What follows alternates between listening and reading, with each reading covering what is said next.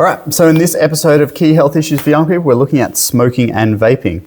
Now, I'll try and skip my little rants because I did go through a lot of this same stuff in the previous video on smoking and vaping when we looked at health behaviours in determinants.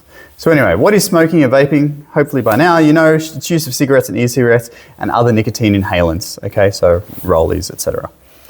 Key statistics for smoking and vaping. All right, daily smoking has dropped to just over 3% for 18 to 24-year-olds. And I will say that like in 2001, that's like when I was in year 11, that statistic was up over 20%. So in the time from me going to high school and you guys watching this video, it's significantly dropped, right? Which is great. And then even when I was in high school compared to like when my parents were in high school, that number had like significantly dropped too, all right? It's gone from being this, here I go on a rant again. It's gone from being this really cool thing that it used to be in like the 50s and the 60s and then even into the 70s to sort of like, and then the data started coming out in the 70s and 80s that maybe smoking is not good for you. And then, you know, lung cancer was like, whoosh, and then people were just like dying from all these respiratory things and like, maybe smoking is not so good. All right. And that's important, that little rant, because we'll get to it in a minute.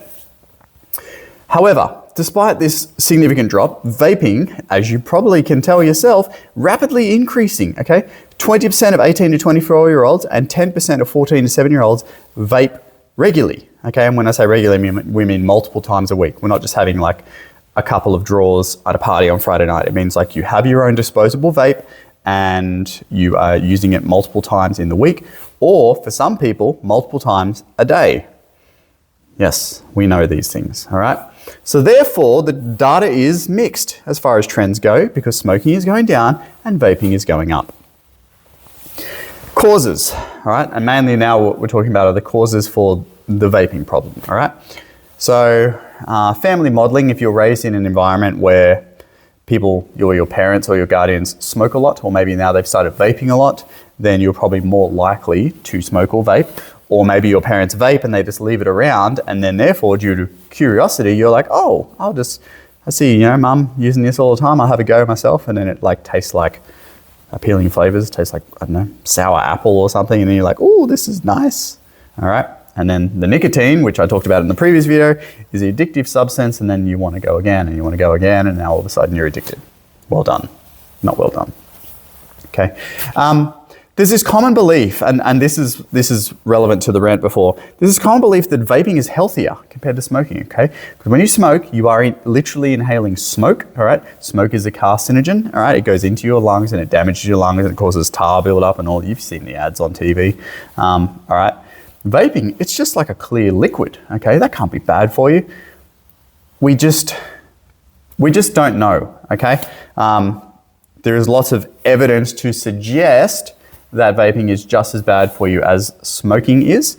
However, we're not going to get really that data for another 10 or 20 years, all right? It's one of those things, because you don't just have one time a cigarette and then all of a sudden you've got emphysema and lung cancer. It doesn't work that way. It's a lifestyle condition that develops over many, many years.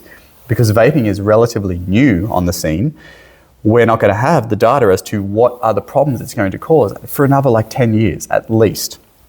So, most health people, experts in the world, are saying that it is no better for you than smoking, and largely because it's easier to access, and so therefore people actually vape more than they would smoke cigarettes. All right, so instead of having like 25 cigarettes a day, which is quite heavy for a cigarette smoker, a vaping person may go through a cartridge a day.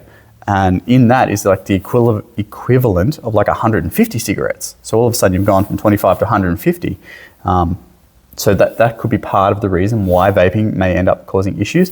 But the other thing is your lungs just aren't designed to, you know, diffuse and sort of sort out all those gases. It's simply designed to like sift through like and pull oxygen out of the air and then take carbon dioxide out. So anything you ingest into your lungs, which isn't normal air, normal earth air, should we say, is not going to be good for you, all right?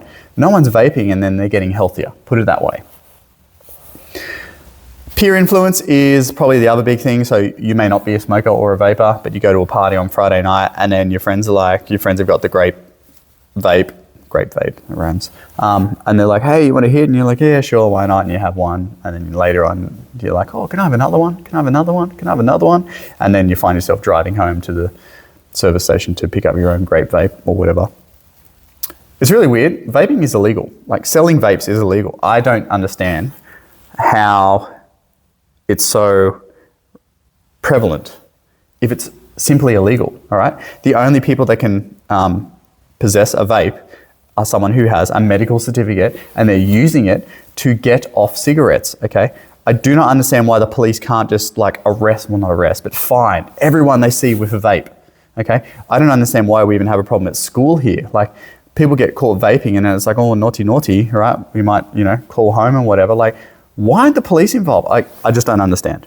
I don't understand. It does my head in.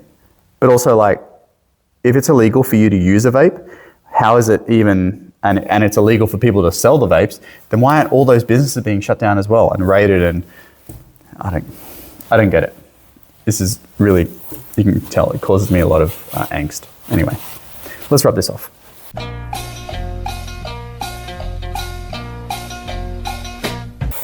Okay, so protective factors.